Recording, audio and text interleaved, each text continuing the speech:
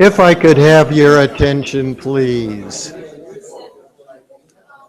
We seem to have generally worked out the technical issues, and so let us begin. It is a privilege for us here at A.U.K. to have Mr. Andrew Russell here to meet with us. I'm John Mosbo. I'm Vice President for Academic Affairs and Director of RIT Academics here at the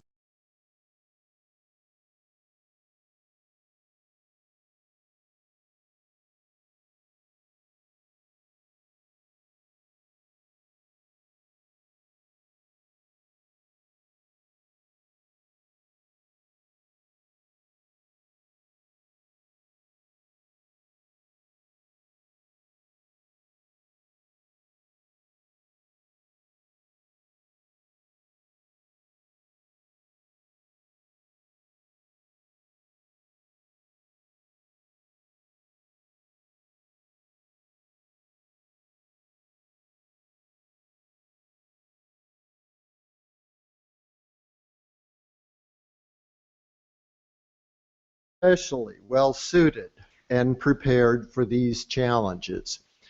He is a leadership and management expert with over 2 decades of experience in the United Nations. He has worked in several Latin American countries as well as in Cyprus, designing and overseeing implementation of programs that promoted social dialogue, civic engagement, and civil society participation in national and integrated local development processes. He holds a master's degree in international affairs from Columbia University and has taught development and peace-building studies both at Columbia and also at Haverford College. This past month, Resident Representative Russell and President Thompson signed a memorandum of understanding between UNDP and A.U.K. The MOU identifies human development research and teaching. It is the beginning of cooperation between the two institutions with a main focus on increasing quality of research activities carried out by young, successful students, you folks, and widening employment opportunities to students by providing internship positions. Please join me in welcoming Mr. Russell to A.U.K.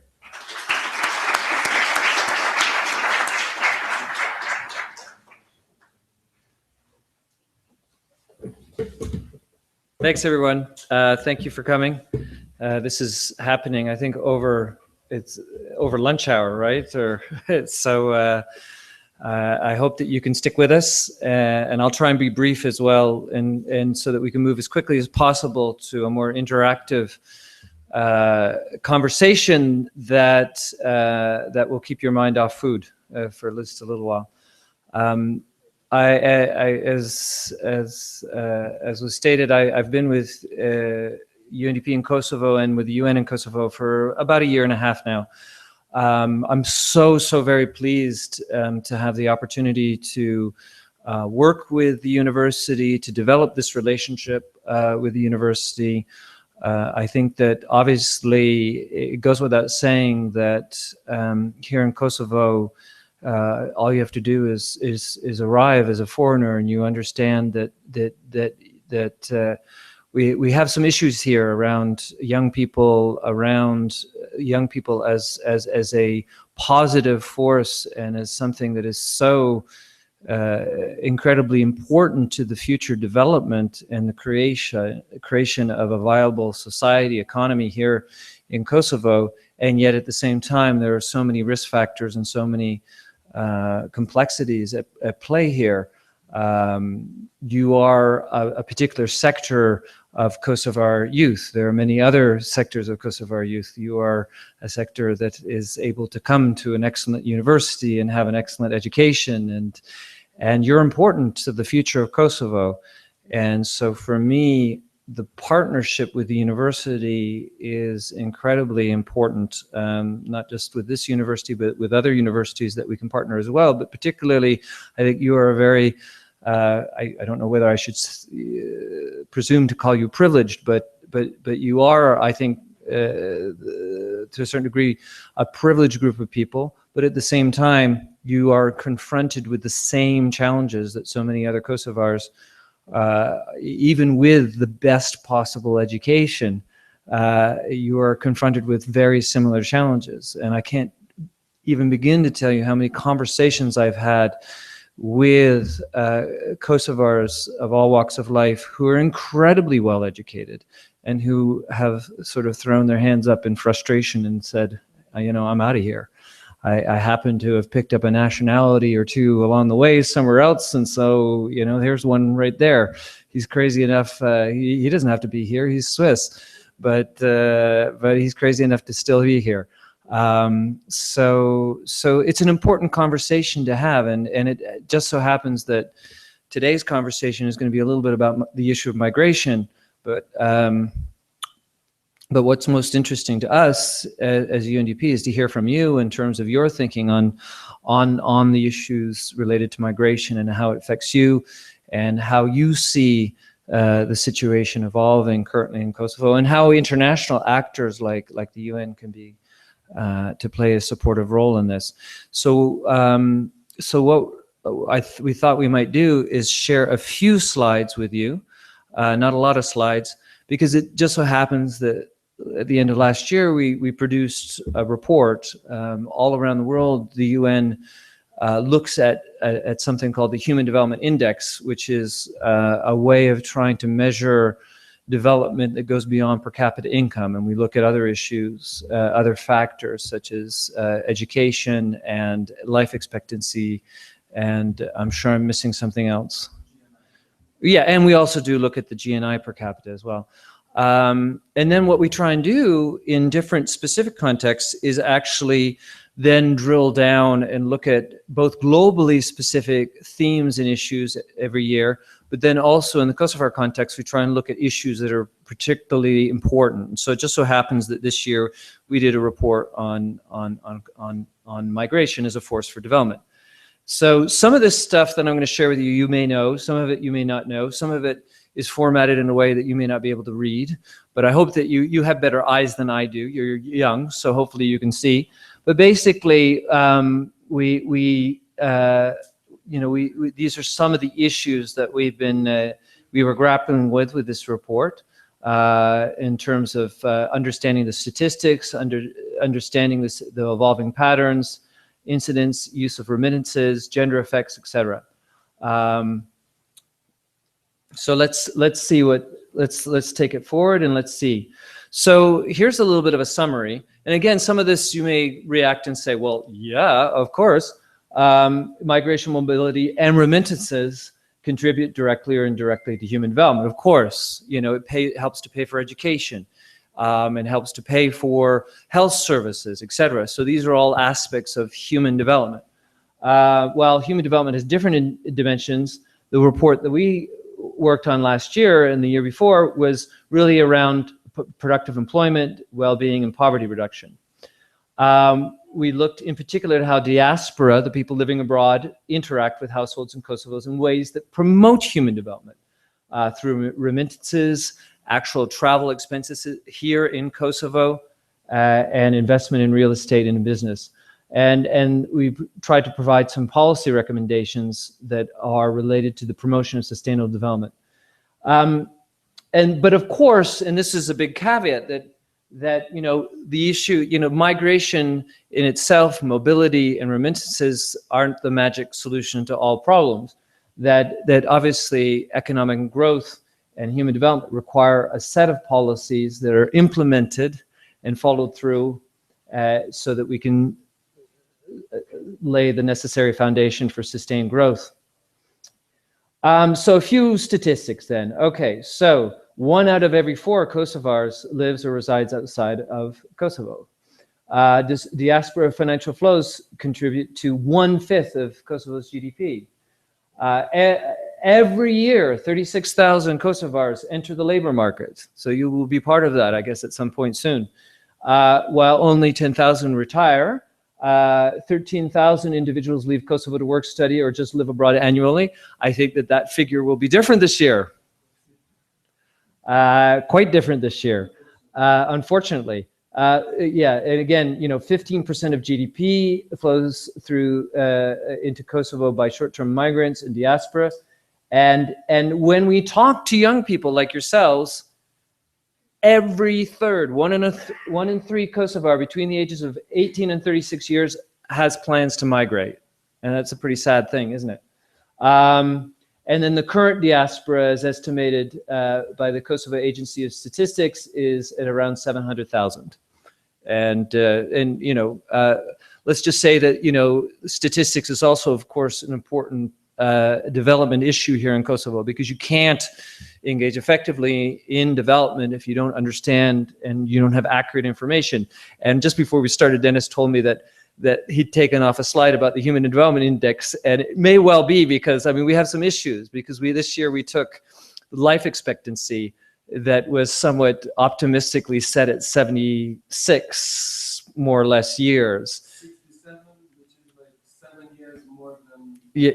Yeah, exactly. So, but basically, other studies have shown that Kosovars on average die 10 years before their counterparts in the rest of the European Union. So that's, so we have some issues around what are the, statistics here. What are some evolving patterns? This shows evolving patterns of demography, migration in Kosovar diaspora today, resident versus immigrant. As you can see, immigrant is slightly more rural than resident, that you have more immigrants come from the rural areas as opposed to the urban areas. Main reasons, this is an interesting one, okay?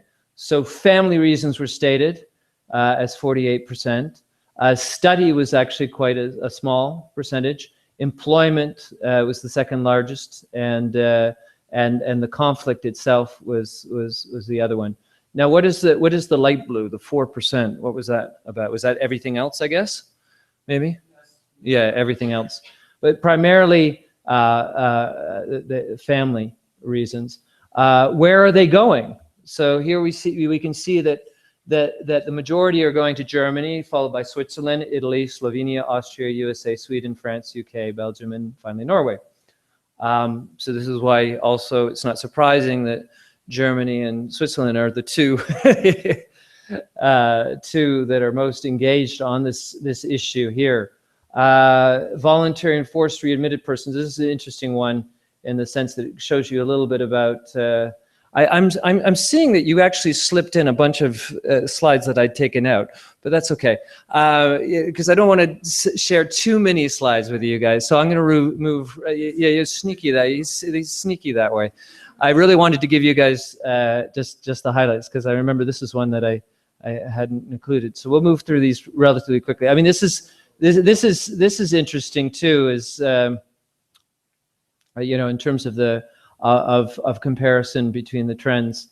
But let's move on to, okay, FDIs. This is also looking at foreign domestic investment inflows in construction and real estate to total FDI and remittances. So here you have the yellow and the orange about total, foreign domestic inflows, and then where remittances sit with that, it's a relatively significant thing. But then you have way up there foreign domestic investment inflows in real estate.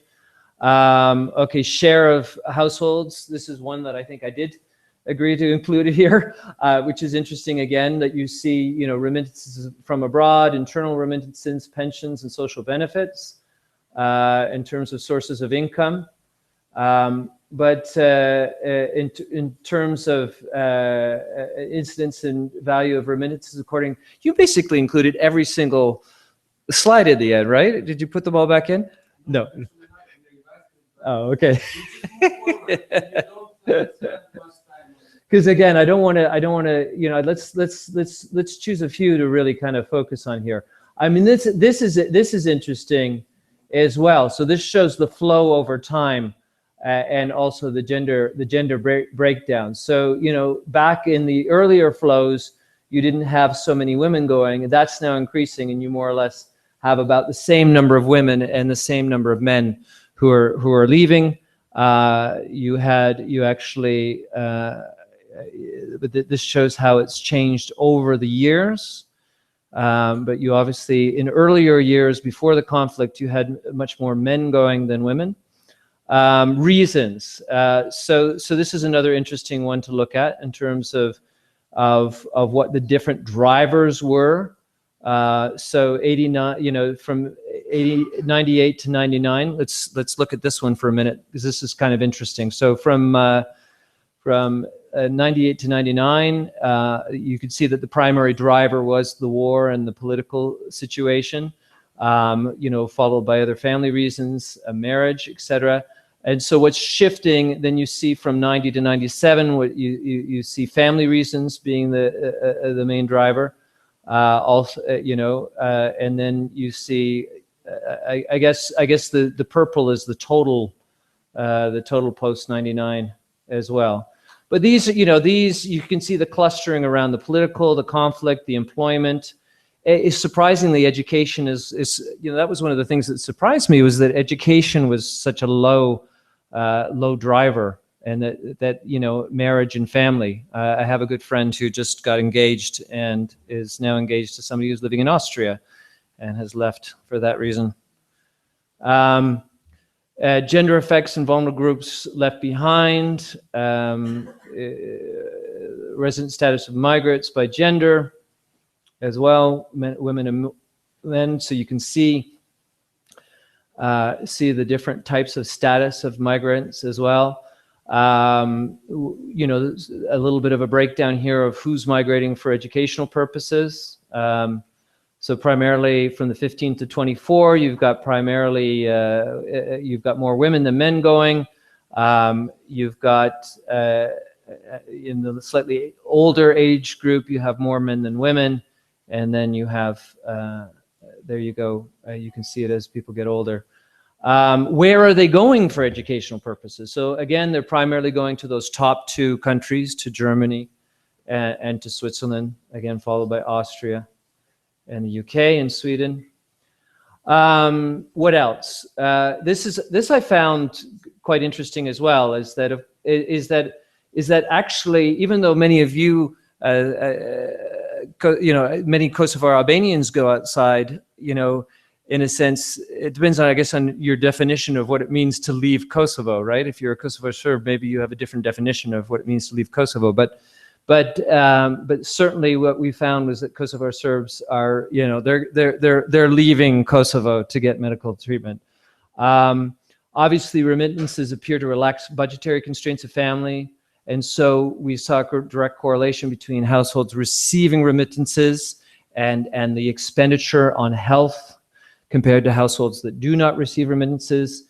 And well, I think this is probably, again, a bit of a no-brainer for you, in the sense that people consider and want medical treatment outside of Kosovo, primarily because they are dissatisfied with the services offered by Kosovo Public Health, and also the high cost of medication. Intention to vote and travel experience abroad. Maybe we might want to come back to that later if you have some particular issues. I really want to get here to open up the dialogue as quickly as possible. But basically, what we want to, what we say in the report about civic engagement is that that younger generations of migrants are a part of the latest immigration waves have a tendency to be more educated. Okay, so this is the trend that you see over time, and that this then therefore creates a different dynamic, in the sense that they have the ability to fundamentally transform also the value system within Kosovo as well, and that the current generation diaspora, unlike previous generations, tend to be more organized around professional and other interest groups, and thus look less at their birthplace as a solution to their problems. And this is something that we've been building on, and we can come back to this issue if you're interested in the discussion, in the sense that one of the things that we've developed in recent years is a whole set of programming arrangements around the engagement of diaspora and economic development, and how we can take advantage of some of these evolving trends to actually engage Kosovar diaspora directly in economic development, directly in investment, in helping to create opportunities for entrepreneurs, to create jobs here in Kosovo. And we can talk a bit more about that later if you're interested, because it's one thing to do a bunch of reports, but it's another thing to actually, also engage directly on what we're learning and try and do something about it. Whoops, which way am I going here? And then, so let's get to some of the policy recommendations. So I moved through this rather quickly, but luckily Dennis is here with us, and he can go back to any of these issues and help us to dig down on any of these issues. But basically, in terms of policy recommendations, again, one big caveat that, of course, again, migration remittances alone will not lead to sustainable economic growth and human development. You need to have a comprehensive strategy for economic and social development. And that really we come back again and again to the issue of good governance, good public policy making, establishment and maintenance of rule of law. These are such critical factors, and all the remittances in the world and all the migration in the world is not going to make up for issues around application and effectiveness of rule of law in Kosovo. And I would include in that, in terms of the governance issue, the issues around corruption and perceptions around corruption as well. That really, if you're looking for, I think all of us in the UN, when we look at the high leverage points within Kosovo in terms of how do we really start to create a future for all Kosovars where you can feel confident that you have a future here, it's got to begin with rule of law, and it's got to begin with a sense that your own personal time and investment is going to be rewarded by being able to live in a fair and just society. The second caveat is that targeted social assistance is, again, needed to ensure that vulnerable individuals do not fall into poverty. So one of the things that we work on as the UN is issues around social protection and making sure that we have minimum floors in terms of making sure that you have a good, effective social safety net. Because again, if you're relying on remittances for your social safety net, that's not a sustainable solution. The third point here, again, is that obviously education and healthcare need to be provided and financed in ways that make them accessible, and that the solutions have to be here in Kosovo primarily, in the sense that it's not sustainable to think that the only way to get good healthcare or good education is to leave Kosovo. So what do we suggest? So what we're suggesting is, let's make it easier to maintain. Yes, we have a diaspora, it's quite significant, so let's make it easier for them to stay connected. Let's make it harder for them to actually forget eventually that they actually are Kosovar, and that they lose that connection. So what does that mean? Working to create cultural centers abroad, networking events, and again, we can come back to this in more detail if you're interested. Networking events for prominent diaspora, connecting them back to Kosovo, to create a national council of Kosovar Albanian diasporas to support that effort, etc. Creating activities and opportunities for diaspora, not only to reconnect or connect or maintain connections to Kosovo, but to actually connect with each other. Because one of the things that we found is that they weren't even fully aware of all the other Kosovar Albanians that were out there in the particular city that they were living in, or the country that they were living in. And then here's a crazy idea, but what about some kind of representation in Kosovo Parliament through reserved seats, etc.? Exchange programs for university as well, vocational students, summer internships for the diaspora, try and invite the kids to come back and to spend the summer here. And also to make it reciprocal, to have more opportunities for students like yourselves to get abroad. And then, of course, more of these sorts of scholarships that allow study abroad, but with the requirement of having to come back after the studies. Financial, intellectual contributions. Again, this is where we're very much engaged together with the International Organization for Migration on making contributions to social and economic development projects in Kosovo. And we're helping to create an enabling environment for that. Also, there's a lot of potential for diaspora who are experts in teaching, in research, in technology, in business consulting, etc., that we do more to try and encourage them to come back and work with us. And certainly from my experience, both here in Kosovo, but in other contexts around the world, some of the best, some of the best national, staff that I've worked with are people who have lived, 5 years, 10 years, moved with their families, have left and want to come back and they want to make a difference here in Kosovo. And they have that commitment. And yet, and I'll tell you one little story, and yet, for example, one of our former colleagues who just got a job, thank goodness, with Save the Children, she came to me out of the blue. She said, look, I'm a Kosovo Albanian. My family's been living in London, I think, or somewhere in the UK for many, many years. I came back and I can't even get an interview because I'm not related to anybody. I do have family here, but I don't have a connection. I'm not politically connected. I don't have the right family connections. Nobody will talk to me. And I said, well, okay, come and work with us for a while. And she came to work for us, but she was really at a point of giving up and saying, screw this, I'm going to go back to London where my family is, and I'll get a job there because I'm British. But she came with all the good intentions, and she's a success story in the sense that we gave her the opportunity to develop a bit of a track record here and some connections and things, and now she's working for Save the Children. But it shouldn't work that way. What else do we want to say? So I would love to develop something like that, some kind of more systematic way of encouraging Kosovars living abroad to come back and teach and do research, etc. Obviously, we need to have more opportunities for labor migration and mobility throughout Europe. They can't just stand there and say, "I'm sorry, you come here and we'll turn you back." There has to be some kind of give and take. It can't. So one of the things together with the International Organization for Migration that we've been talking about is, okay, yeah, what about sort of seasonal labor schemes and that sort of thing that allow Kosovars to gain experience abroad, make some money, etc. It can't just be that we're going to create a huge wall around the rest of Europe and say, I'm sorry, you're the ones who don't get in.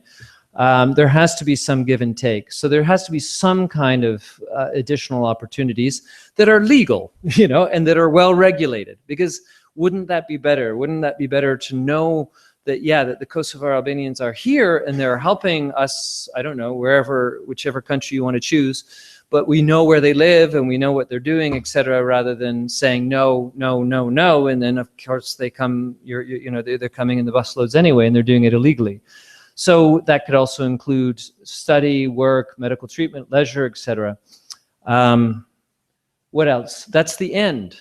So I wanted to make this as brief as possible because, first of all, if you have more questions or you want to go back to any of the highlights of the report that we had.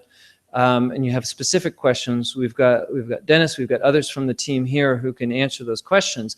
But actually what I'm really much more interested in, and maybe before we take it further, I'm not entirely sure how much time, we're at 1 o'clock right now, or 1:06. So I'm not entirely sure how much time we have, but let's open it up and let's have a conversation. And why don't you tell us a little bit more about what you think about what's happening right now in migration. Do any of these recommendations make any sense to you whatsoever? Do you think we're missing the point?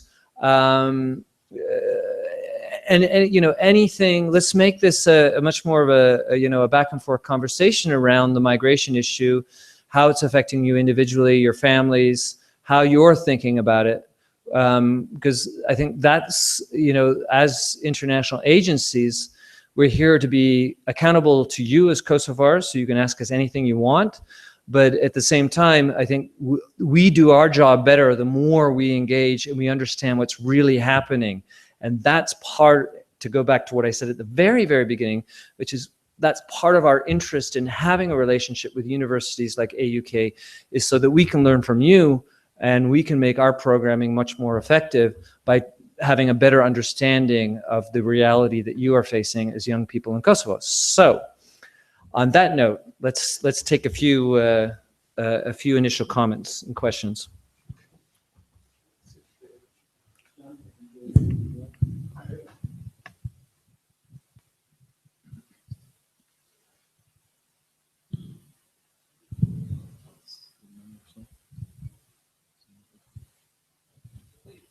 Yes, Shall I just try to speak like this? I mean, I don't know. You guys are live.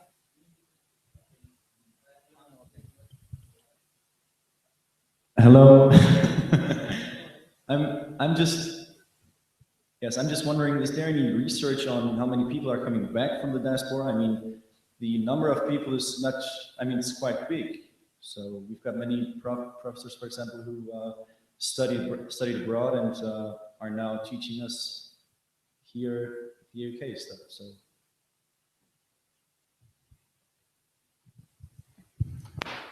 Hello, everybody. My name is Denis Nushi. I'm the project manager of the Human Development Reports.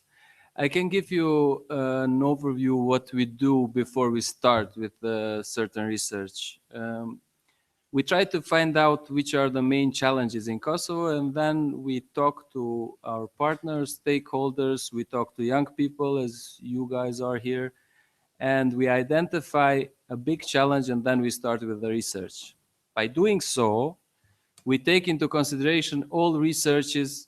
I have to be more specific here, all representative researches, because not everything is research, what is called research in Kosovo.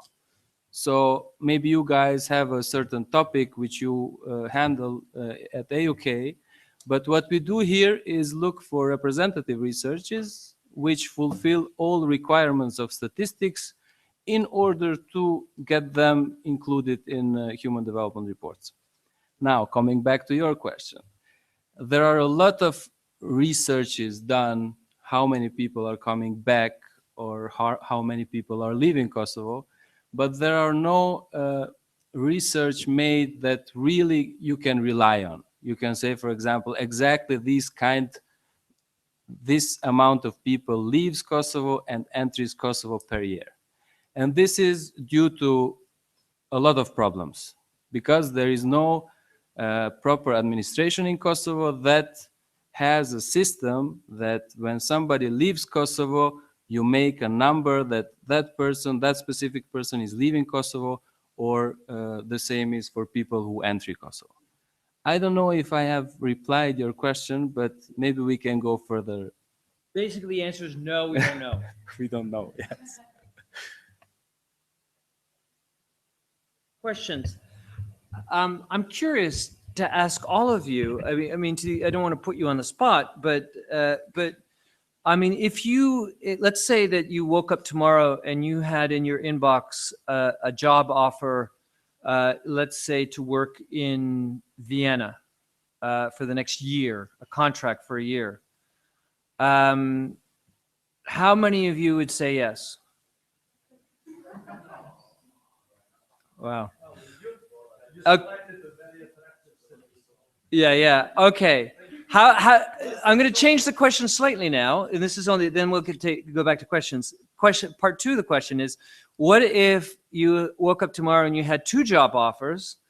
You had one for a year in a year contract to work in Vienna, and another one to work an offer for a 2-year contract in Pristina. How many of you would still go for the Vienna one? Depends on the job. Depends on the job. Okay, but at least if you had employment opportunities in Pristina, it would depend on the nature of the job. You would have to compare it. But I mean, that's slightly reassuring in the sense that it wasn't. I was hoping that this would be the case, that not every single one of you would also say, no, we'd still go to Vienna. Damn it.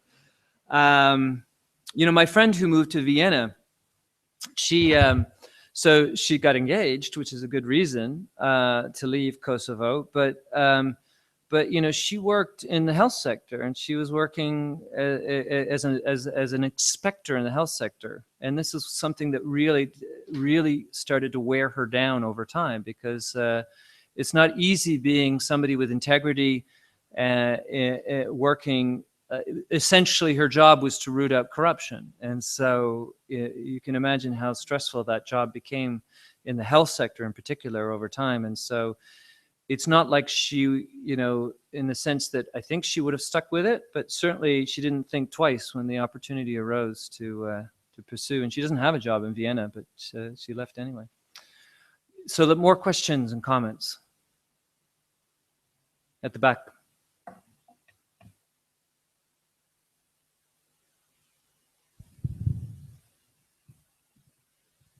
Hello, I'm Lumbar Zagroja, fourth-year student. I'm sorry I missed the beginning of the lecture, but my comment, first of all, for not going to Vienna is kind of related to my second question.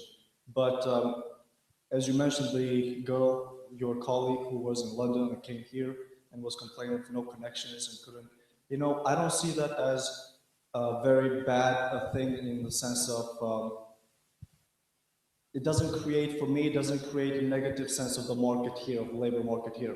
I think anywhere you would go, you would face the same problem. You need to have connections. So I think the idea that you can just, you know, come out of somewhere and have no connection, still find a very decent job, I think it's kind of a little, you know, overrated, I think, because people just believe that's too strongly.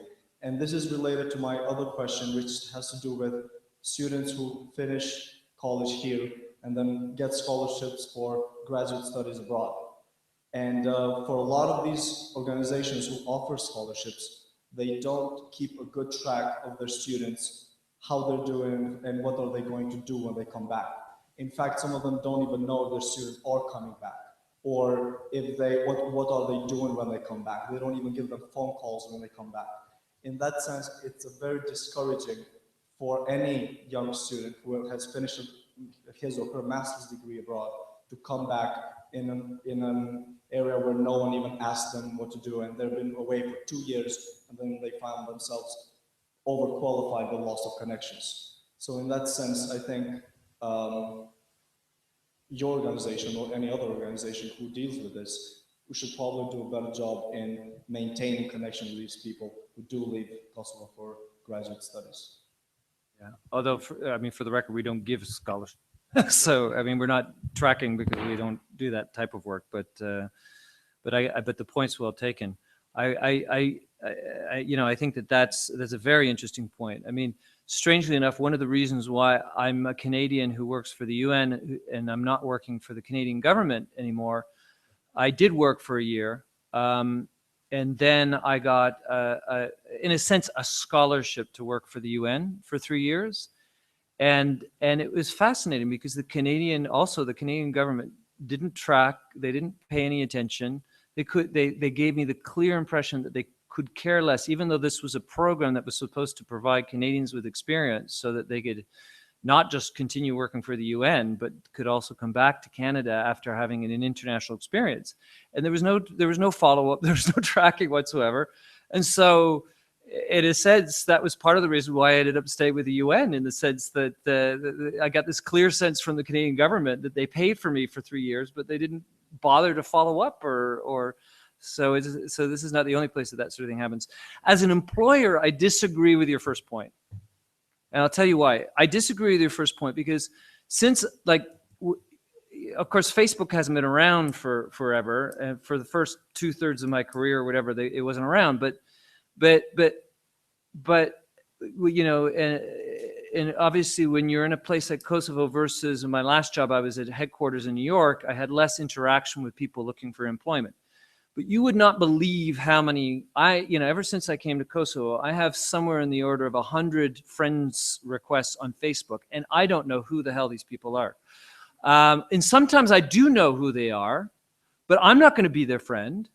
Because why? Because they think that by being my friend or by having a coffee with me or by somehow, you know, forging a connection with me, that's somehow going to make me give them a job or prefer them over somebody else.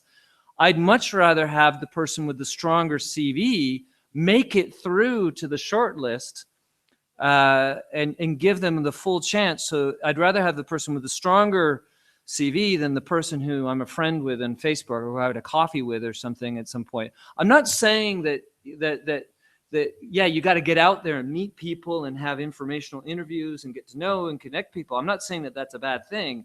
I'm just saying that there's a culture here that I'm dealing with that I don't like, which is people think that the fact that you know somehow you met me once or whatever, or you know, you think that you can send me a Facebook friendship request and I'm going to be your friend and therefore you're going to get a job out of it.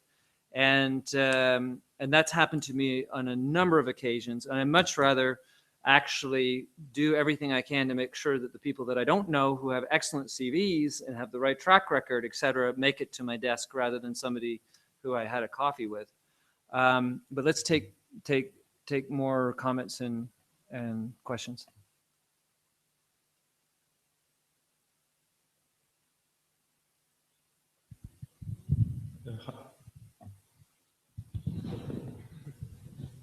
I'm Fatim. I'm a fourth-year student here at A.U.K, and I'm also planning to leave here after I finish A.U.K, but not as an immigrant, but I plan to go and study abroad. And the problem that I see here is that the government doesn't really care about this issue. Well, we can do a lot of policies and do can do this and can do that, but they don't actually care. So do you actually think that they care? Do you think that they actually see these things? Thank you. I'm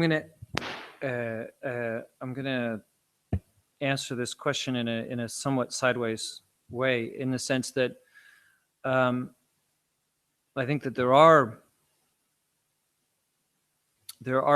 individuals who care, and they care a lot. What I see happening from sort of a public administration reform perspective is that this is you're working here in Kosovo within a system that has a high degree of unnecessary complexity, a very high degree of unnecessary complexity. And there's a lot of reasons, and I'm still struggling to try and figure out exactly why that is. But, you know, for me, the contrast of coming from, you know, a metropolitan area like New York City, with close to 10 million people, or whatever the latest population is, to a place like Kosovo, and you compare, you know, how New York City is run, and the way that it's organized, et cetera, and then the way that things are organized here, even the people with the best of intentions, if you're working within a system with the processes and the coordination requirements, et cetera, when you have 18 ministries, when you could probably make do with 6, you know, and you have 100 and something independent agencies working on this, you know, overlapping issues, overlapping amendment, where in a sense responsibilities are parceled out, not necessarily based primarily on the issue of merit, but on family connections or political connections or whatever. So one of the things I think that we as the international organizations, we're partly to blame because we helped to create these institutions, these multiple institutions.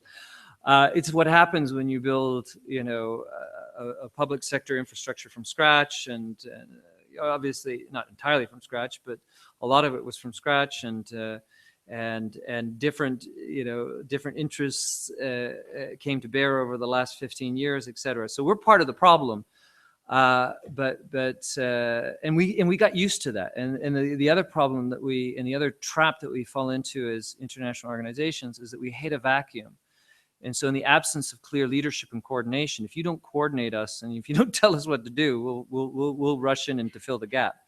And so essentially, I think that there are, I'm not going to comment on the intentionality behind where we are today, but I think the situation speaks volumes, in the sense that I always tell people that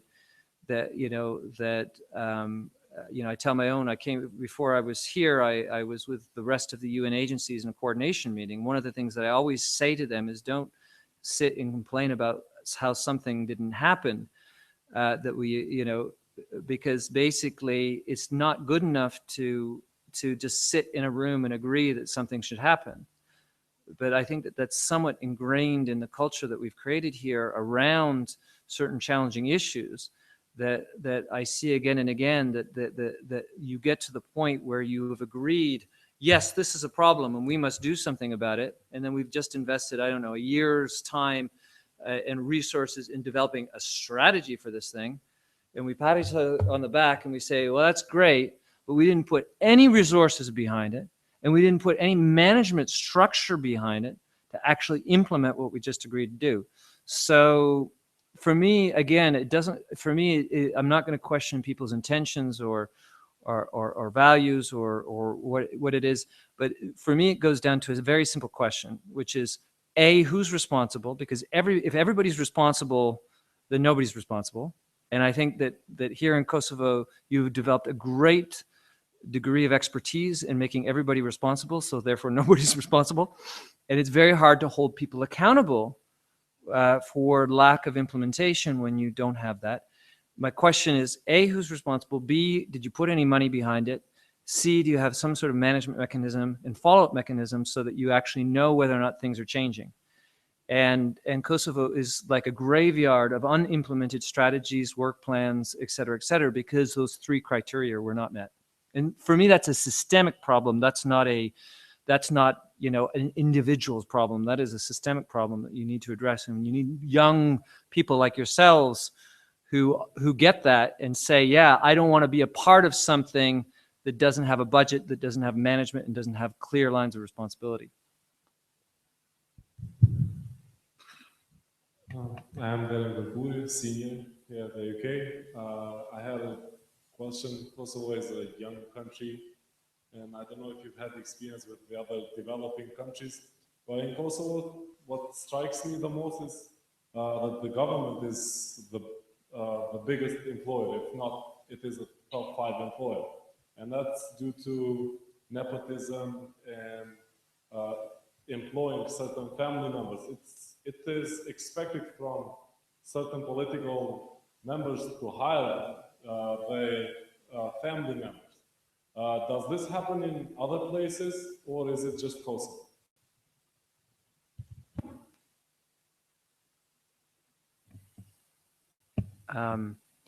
It's hard to generalize, and also in the sense that every place is different and the context is different. I'm trying to think of a good example of a previous experience that I had. But yeah, you run into similar situations. There's always a contest. How many of you are like political scientists? Any of you? Yeah, okay. I mean, this is partly what we study in the sense that, we, as political scientists, we're trying to understand why these sorts of things happen. Because for me, every context that I've worked on in development, yeah, something like that has happened, and it's a matter of sort of understanding, what are the power structures and who's fighting for power, and then you as an international organization, the better you understand those power structures. So I'll give you a very clear example of a previous situation that I had. And I'm giving you examples of previous situations partly because I'm not even trying to pretend that I fully understand what you just talked about and why it's happening and what's driving that. And I think it's important for all of us who are working for change to be able to understand the specifics of the Kosovar context so that we may not be able to change everything that you described, but we need to be able to work with it and to promote positive change. So I'll give you an example from a previous experience that I had. So I had a different job earlier when I was working in Cyprus, where my job there was to work not so much on economic development or social development issues, but much more on inter-ethnic collaboration and reconciliation at a community level and at a civil society level. And what it took me about 2 years to figure this out, and I was only there for a little less than 3 years, so it took me far too long to figure this out. but that, you know, sort of the political economy of Cyprus is such that not only during that time that I was there were not only, how should I put it, not only was there essentially the whole process of dialogue, and you also have your own dialogue going on here, and I would question the use of the term dialogue, because for me a dialogue is by definition an inclusive process rather than two people sitting in a room or two people with their teams sitting in a room forging deals. But in Cyprus, there was a dialogue between the two communities that was completely dominated by the political elite, and they not only did they not want to create any space for civic engagement in that peace process that they were engaging in, and that was a problem for me, because that was part of my job. Was the idea was that there would be a kind of a trickle up effect, that the more you got communities at the community level working together, then it would trickle up to the political level. But these guys were experts in ensuring not only that there would be no civic engagement in the actual peace process, but that they actually felt so threatened by that they would be willing to go and attack civil society actors who were collaborating with each other from the two different ethnic groups, the Turkish Cypriot and the Greek Cypriot. And this was probably one of the most traumatic experiences that I have ever had, because essentially you started to sort of question, well, why am I even here? In the sense that my job was to try and create some change here, and yet I'm even personally being attacked, and I took it to heart, and I guess what I'm trying to say with this example is that the solution in that particular case, I couldn't go and change the political elites, and I couldn't, you know, replace them. I couldn't change their way of operating. But what I needed to do is I needed to be much smarter in the way that, rather than, you know, in this particular case, what we did was we shifted our whole approach, and what we built instead of working with individual civil society actors who wanted to work with each other, we switched our whole approach so that we developed a strong platform for civil society engagement. So rather than working with individual civil society organizations, we developed a platform.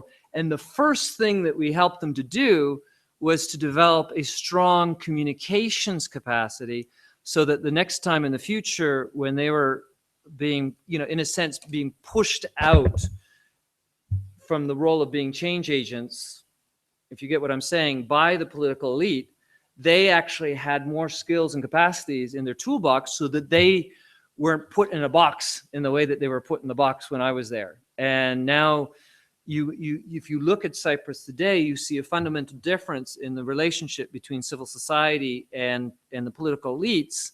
And I'm not going to say that that's all because of the UN, but part of it is because of the fact that we looked at the sorts of things that you were describing. They were somewhat different in the case of Cyprus. We said, look, we're not going to be able to change this, but we can work around it. We need to be smarter in the way that we work on these things, because we're not going to change the Kosovo culture overnight, but we can start to do things in a smarter way that allow Kosovars themselves to change the culture. And that's what we did in Cyprus. And that's the sort of thing that we need to be trying to do, I think, as international actors, in the way that we engage. And also we have to be very, very careful about practicing what we preach as well. Because it's very easy to fall into the trap of saying, well, you should do this and this and this. And then if you open up the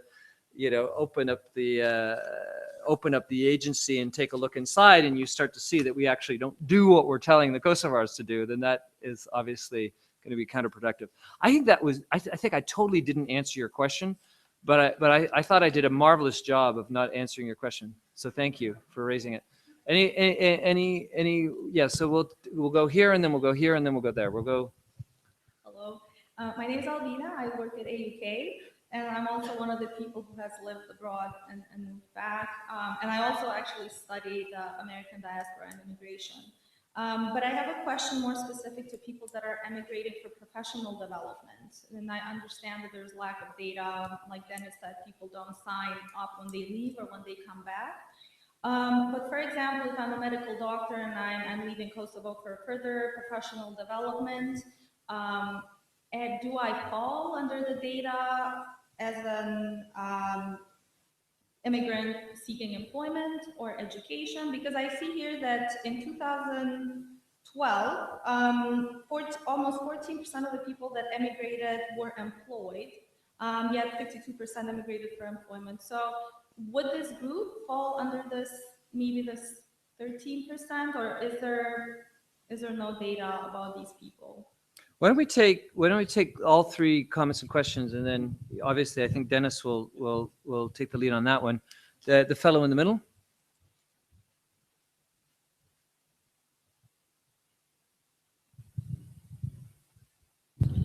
Thank you. My name is Lirid Al-Latifi, and I graduated from A.U.K a few years back.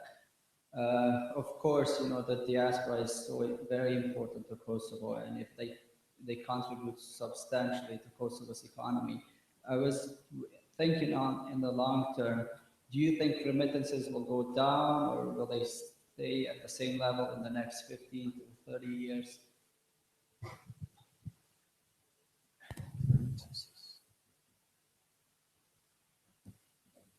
And then there's, the colleague.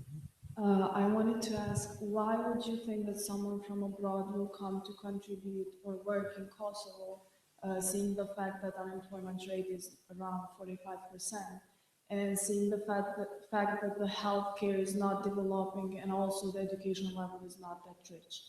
So how would you encourage someone to come and work here? I know that, like, because of this issue, someone needs to come and contribute, but I know that someone would not sacrifice their lives just to come and contribute. So how would you encourage them to come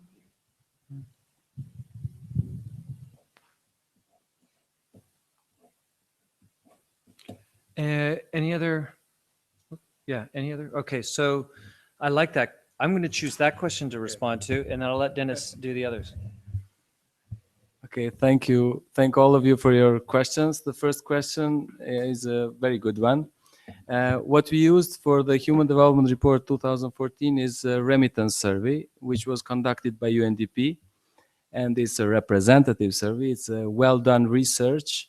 And I can tell you that there we put a question, do you have in mind to migrate? And then we put another question, an additional one. If yes, why? So then you had one option to give it for, like, I don't know, any kind of reason, but then we put like employment, education, and those sectors as you've seen here. So all the people who have put their in, like in your case now, for employment, we didn't put another question, how long or will you come back? But they are considered in that category, okay? The second question was related to remittances, right? Okay. Yeah, with the future trend. Exactly.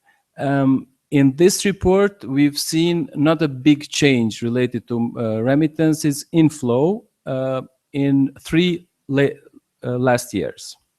But one of our analysts, who has written also the chapter on economic development in the report, she found out that remittances inflow will fall down throughout the years. And we have tried to figure out why is that, and maybe you can also start a discussion, I don't know, after Andrew's response. But what we also were discussing is also the fact that families abroad and also their children, they assimilate, they integrate into their countries, and they just don't think about coming back to Kosovo. That was one of the debates that we had among analysts, but it would be also interesting to have your opinion on this. Thanks. So what you're saying is that, I mean, we're the person who we worked with, one of the analysts, yes, was quite convinced that the trend will, and I mean, I think from an intuitive sense that, yeah, as people assimilate more, they will continue to forge greater connections in the local economy. I mean,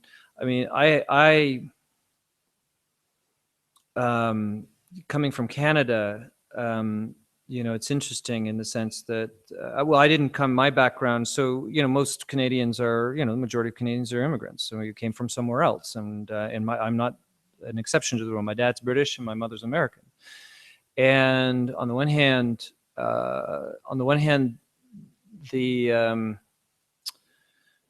in my particular case, yeah, we have family, we're relatively recent immigrants, but, you know, but Canada and the United States, you know, they're full of people who, yeah, you look at their surname and you can tell that somewhere along, you know, a long time ago, they had a connection to some place, and that place might even be still relatively poor or whatever, and would benefit from there, but they feel I mean, literally, even though I grew up in a city of immigrants, there was no sense, there was a very little sense of connection back to home for so many of us as kids growing up. We'd already lost that connection. The only reason why I went back to New Jersey was because I had an aunt there, you know, but it wasn't like, you know, New Jersey was calling me.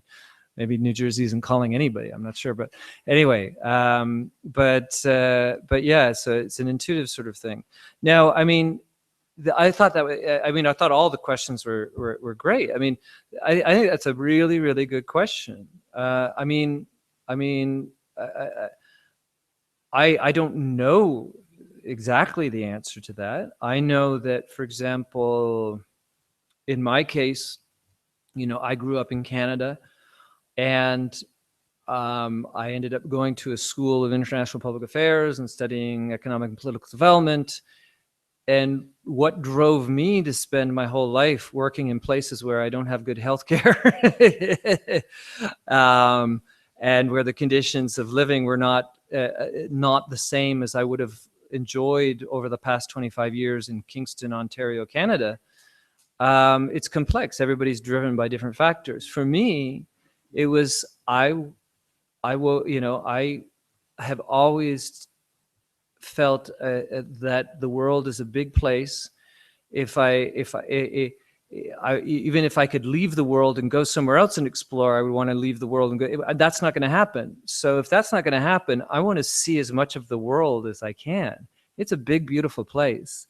And the most positive, enriching, challenging, difficult moments of my life have been spent in places that are very difficult to live in. And I wouldn't put Kosovo in the top category as the most difficult place I've ever lived in. It's definitely below Cyprus. Cyprus was like the perfect place because it was just like this paradise that had an incredibly complex political problem that we got to work on. But I guess what I'm saying is everybody's going to have a different answer to that question. But for me personally, it was this sense of like, yeah, I could have it easy, I could take it easy, but why would I want to do that? This is a big, crazy, complicated world. And I'll tell you, the thing that really drove me the most was after I graduated from university, I went west around the world. And it was nice because I started out in the Pacific, the South Pacific. And that got me thinking, boy, it's nice here. You know, there's fish, there's coconuts, in French Polynesia, they have cheap French red wine. I mean, life, you know, I like this. It ain't so bad. And then I noticed that the French Polynesians like hated me. And I couldn't understand why. You know, it's like, I'm just some Canadian dude with a backpack. Why do you hate me? And it's because even in my, you know, post-student days, I had much more income than they had. I was much more privileged, you know, and there was a sense of tension. And it got me thinking. And then what really got me engaged in this kind of work was actually I arrived in Mumbai in India, and a little bit later on, a couple of months later, I got that far west around the world, and nothing in the South Pacific or elsewhere had prepared me for the intensity of that experience. And it just totally traumatized me. It was like, you know, you'd seen movies about India, but nobody had warned me that it would be louder and smellier and more people than you could ever imagine in a single place, you know? And it just really, it threw me into this kind of spin. But then I came out of it thinking, man, this world is a fantastic place, you know? So my encouragement to you is yeah, get out there and see the world and experience, because it's a really an amazing place. So that was my answer. I'm gonna also, we want to take a few more questions before we wrap up, but I want to put Barda on the spot, and I want to ask her. So think of Barda as a proxy Kosovar Albanian, but she's not. She's a Canadian Albanian. So why the hell are you here? You came, you interned with us, you went back to Canada, and now you're here again. What's your problem?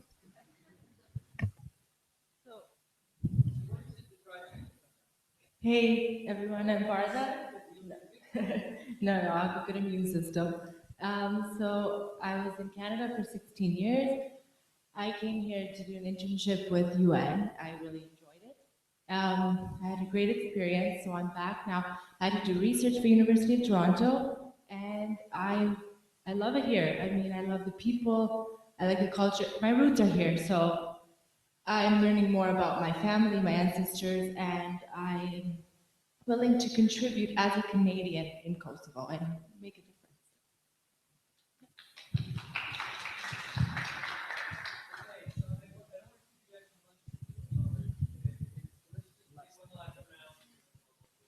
Okay. I had a quick question. When you were talking about remittances and how they're being used, did you guys study how they're being used? What I'm particularly interested in is how much is being used for consumption and how much is being used in any kind of productive, development sort of way.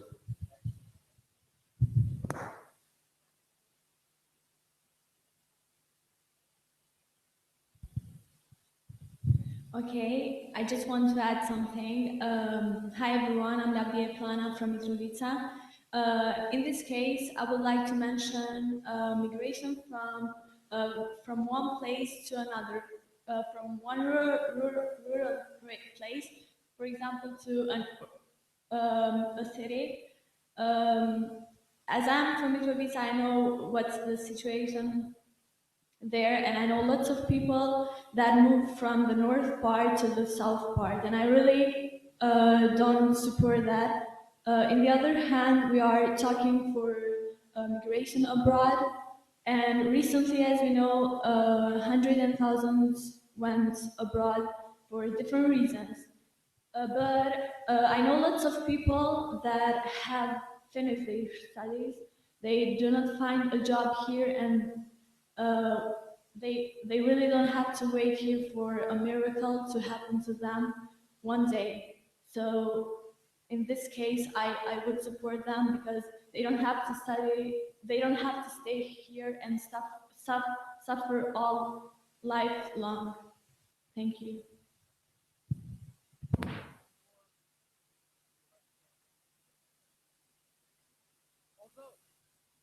Although also I think what we want to do, I was thinking about the fact that we were live streaming this, and the fact that that means I have to behave myself, more than I normally have to do. And we want to, like we said at the beginning, I mean, we're interested in interns, we're interested in having engagement with young people. We're actually developing a joint UN program on youth engagement. For those of you, want to, for example, you can intern with Dennis, you can pester him about opportunities, etc. We want to continue the conversation. One of the things that I want to do is I want to also invite smaller groups of students just to come to our offices and have lunch with us and have chats with us about things and continue the conversation. So this is not the end of the conversation. And so we signed this memorandum of agreement because we want to, we truly want to have an open and collaborative relationship. But let me just again thank you so much for doing this, taking the time to spend with us. I'll let Dennis go first, and then I'm just going to do a last little response to your comment at the back there, and then we'll wrap it up. Okay, thanks a lot, Michael, right? Michael, very good question. So I would summarize this, the inflow of remittances in three main things. First is housing, second thing is food, and third thing is health. So the main amounts or the biggest amounts were Kosovans which households of Kosovo use the remittances are these three things. And more or less, if we look at the business side, then we can see that real estate, like you can see constructions in Kosovo going on, main money there is coming from diaspora. So if you need like numbers, you have it in the report captured. And maybe what was it? Was there another question that I should answer?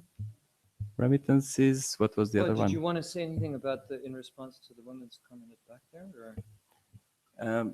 From Mitrovica, the woman. The question, I didn't get the question. So you're talking about migration inside Kosovo, coming from people from rural areas coming to urban areas. Yes. Okay. Yes. Mm-hmm. Yes, I mean, in the report, we see that main Kosovars who migrate are people from rural areas. And also, I don't know if somebody from you has anybody abroad, we can, also the perception is like that if we talk to somebody coming from abroad or having family members, they state, most of them, that they are coming from rural areas. And this has also to do with the migration waves captured in the report. For example, the first migration wave starting in 60s was related to these short assignments in construction and field work where Kosovars were going there for a season and coming back. So these Kosovars were coming exactly from rural areas, and they stayed actually with time there, and they have established kind of community, and they brought their families. We saw in Andrew's presentation that family reunification was one of the biggest chunk there. So these people brought their family members there, and they stayed actually abroad. Okay, I don't know if I answered more or less the question. We didn't do a specific study on internal migration. We just looked at people going outside of Kosovo and Kosovar diaspora as a whole.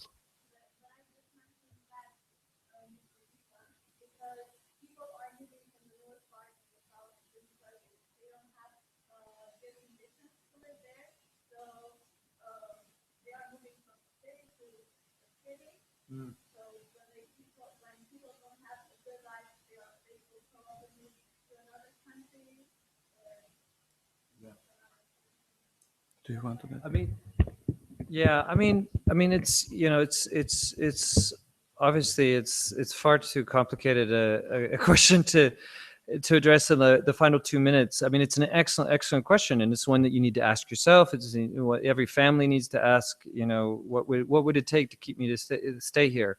I will again, somewhat sidestep the issue, the question, and answer it from a different perspective, which is, for example, okay, so I spent a good chunk of time, especially the last decade, in New York City. And New York City, for many decades, had this eyesore, this ugly thing. It was called the High Line Railway, and it ran down the west side of New York City. Ugly thing, rotting metal, overgrown with weeds, etc. But one day, two guys were up there. They somehow gotten access, and they had a vision that this was actually could become a beautiful thing rather than an eyesore. And they were planning on tearing it down. It used to be that you had these industrial buildings, and you still have the industrial buildings, but the trains would actually run through the buildings and drop off things and pick up things, etc. It was a railway. Ugliest thing in the world. And they turned it into something. They took something that was a weakness and something that would have driven people away and driven property values down, and they turned it into one of the most beautiful parks in the world. And it draws people, and you go to that part of town now, and there are cafes and beer halls and pop-up restaurants and cultural events that weren't happening before, et cetera. It's become a magnet for people. And I think that's what every place needs, are people who can look at the lemons and make lemonade, or, whatever the metaphor is. So you said that people, get sick and tired of waiting for a miracle. Well, why are you waiting? My question to you would be, to all of you, is make your own miracle. Now, you may not, you may come to the individual conclusion that your miracle cannot happen here, and you should be able to pursue your miracle somewhere else. But for a lot of you, look at that mess that's out there. There's a lot of opportunity in that mess, and with persistence and with creativity and stay here. I'm trying to remember the name of the author, but one of this very subversive novel that I read years ago, the last two lines in the novel say, two things you got to remember: everything's connected, and B, so don't think that and I think that I find that often people forget that, in the sense that you get something positive going in one area, it'll have spillover effects somewhere else as well. So get something small, something good happening, and then you can start to change the mindset, and you can start to change the culture. The second thing is, it's never too late to have a happy childhood, which I take as being, it's not a good situation, but it's never too late to actually do something. Don't go and throw stones at windows and break things. That's not going to make you happier. That's not going to make things better. Sorry, that popped in my mind because I was at the government building yesterday and they still haven't fixed the windows. But you take that energy, take that initiative, take that creativity. You're young people. You should be rebellious. So rebel and create something beautiful in this place. And remember, it's all connected. So you're not alone. Do it together and change the culture and make your own miracle here in Kosovo if you can.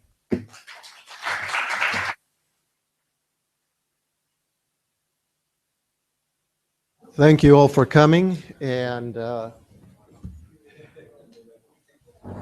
we have a small gift for you.